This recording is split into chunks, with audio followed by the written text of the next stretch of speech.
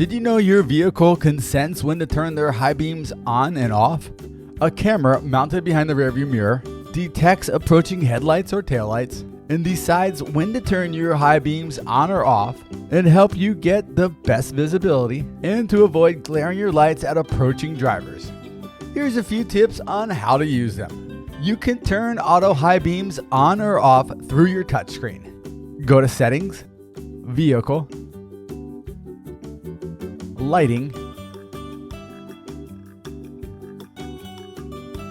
then toggle the switch to turn auto high beam on or off. To override the auto system, use the stalk at any time to use your brights, or turn them off just like you normally would. And you can always choose to manually control your high beams by switching your headlamps to manual with the headlamp control knob, or by turning off the auto high beam through your touchscreen.